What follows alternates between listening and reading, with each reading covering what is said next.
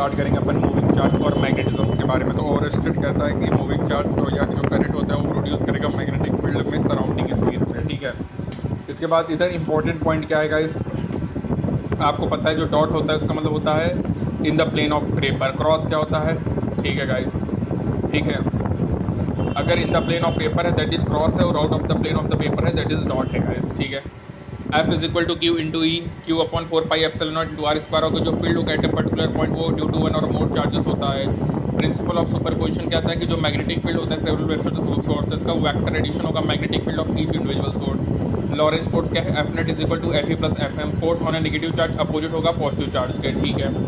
ये इंपॉर्टेंट, जो magnetic force है जीरो यदि चार्ज मूव ना कर रहा हो, ओनली मूविंग चार्ज फील करेगा मैग्नेटिक फोर्स को।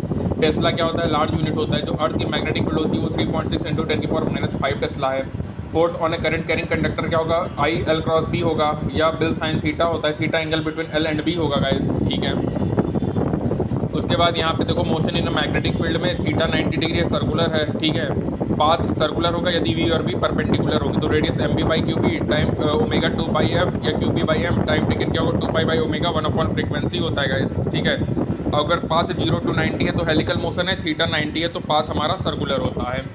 जो डिस्टेंस मूव्ड होता है along the path of the magnetic field in one revolution उसको पिच कहते हैं, जो कि होता है 2 pi m upon v parallel by q b. जो रेडियस ऑफ सर्कुलर कंपोनेंट होगा that is radius of helix होगा। D b is equal to mu naught upon 4 pi ideal cross upon r cube होगा। Mu naught upon 4 pi constant of proportionality होगा। और जो vacuum medium vacuum है यदि movement anti clockwise है तो resulted towards you होगा, क्लॉकवाइज है तो रिजल्टेड अवे फ्रॉम यू होगा। ये भी इंपॉर्टेंट है। D b is equal to mu naught upon 4 pi ideal sine theta बटे आर स्क्वायर होगा। Mu naught upon 4 pi 10⁻⁻7 tesla होगा। म्यू नॉट क्या होगा, permeability of free space vacuum होगा, ठीक है। मैग्नेटिक फील्ड प्रोड्यूस होगा वेक्टर सोर्स में आइडियल होगा। जो मैग्नेटिक फील्ड होगा किसी भी पॉइंट में डायरेक्शन ऑफ डी एल वो 0 होगा। S I unit mu naught की वैल्यू 4 पाई इंटू 10⁻⁻7 होता है, ठीक है। D b is equal to mu naught upon 4 pi ideal cross r upon r cube होगा। ये भी इंपॉर्टेंट है गाइस। करंट कैरिंग सर्कुलर रूप की बात करें तो यहाँ पे b is equal to mu naught I r square 2 x square plus r square 3/2 होगा, या म्यू नॉट आई अपॉन 2 आर होगा।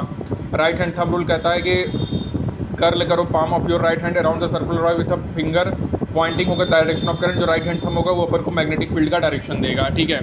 एम्पियर सर्किट लॉ क्या है, integration p dot d l is equal to mu naught I enclosed होगा। ये important है guys. और ये जो मैग्नेटिक फील्ड लाइन है ये क्लोज लूप्स बनाते हैं, ये भी इंपॉर्टेंट बात है जो आपको दिमाग में रखना है, ठीक है। उसके बाद देखो एक सोलेनॉइड में है कि सोलेनॉइड प्रोड्यूस करेगा यूनिफॉर्म मैग्नेटिक फील्ड, ठीक है। सोलेनॉइड प्रोड्यूस करता है यूनिफॉर्म मैग्नेटिक फील्ड। जो फील्ड आउटसाइड द सोलेनॉइड होगा वो 0 होता है और इनसाइड पैरेलल होता है टू द एक्सिस। बी क्या होता है, म्यू नॉट एन आई होगा। जो डायरेक्शन ऑफ फील्ड होगा वो राइट हैंड रूल से होगा। सोलेनॉइड यूज होता है commonly to obtain uniform magnetic field. Force क्या होता है, mu naught I 1 I 2 upon 2 pi d into l होगा। सेम डायरेक्शन में होगा, पैरेलल डायरेक्शन में होगा। करंट तो अट्रैक्शन होगा, एंटी पैरेलल में रिपल्शन होगा, ठीक है। ये भी इंपॉर्टेंट है गाइस। इंस्ट्रूमेंट होता है इसको करंट बैलेंस कहते हैं, जो कि मेजर करता है मैकेनिकल फोर्स को। ये भी इंपॉर्टेंट है। टॉर्क क्या होता है, टॉर्क इज इक्वल टू बीना साइन थीटा होता है गाइस। ये भी है एम क्रॉस बी भी जिसको अपन कहते हैं, ठीक है। मैग्नेटिक मूवमेंट आई इंटू ए होगा, टॉर्क एम क्रॉस बी होगा। टॉर्क ये इलेक्ट्रो में पी क्रॉस ई होता है गाइस, ठीक है। जब एम और बी पैरेलल होंगे तो इक्विलिब्रियम स्टेबल होगा, जब वो एंटी पैरेलल होंगे तो इक्विलिब्रियम अनस्टेबल होता है। मैग्नेटिक मूवमेंट एन आई ए होता है गाइस, ठीक है। ये भी इंपॉर्टेंट है। उसके बाद सर्कुलर मैग्नेटिक डायपोल क्या होगा, एक्सियल पॉइंट पे म्यू नॉट अपॉन 4 पाई 2m बटे एक्स क्यूब होगा, ठीक है। और इक्वेटोरियल पे क्या होगा, mu naught upon 4 pi m by x cube होगा गाइस, ठीक है। मूविंग कैल गैल्वेनोमीटर में phi is equal to n e b by k into I होगा। एन ई बी बाई के टॉर्जिनल कॉन्स्टेंट होता है गाइस, ये इंपॉर्टेंट है, ठीक है। उसके बाद 5/A करंट सेंसिटिविटी हो गया और वोल्टेज सेंसिटिविटी, ठीक है। और वोल्टेज सेंसिटिविटी क्या है, डिफ्लेक्शन पर यूनिट वोल्टेज होता है। करंट सेंसिटिविटी क्या है, डिफ्लेक्शन पर यूनिट करंट होता है, ठीक है। ये भी इंपॉर्टेंट है। उसके बाद आपको बता दिया f is equal to q v cross b होता है। वी क्रॉस बी, ठीक है, वर्क डन 0 होता है। और अगर मान चलो बोल दिया कि करंट कैरिंग कंडक्टर है तो फोर्स बिल साइन थीटा होता है। साइक्लोट्रॉन तो हट गया है। ये बायोसॉर्ट लॉ है जो कि स्मॉल करंट कैरिंग एलिमेंट के लिए होता है। Mu naught upon 4 pi ideal cross upon r cube, ठीक है। ये हमारा मैग्नेटिक फील्ड रिंग में एक्सिस में म्यू नॉट आई r square 2 r square plus square 3/2 होता है। सेंटर पे म्यू नॉट आई अपॉन 2 आर होगा।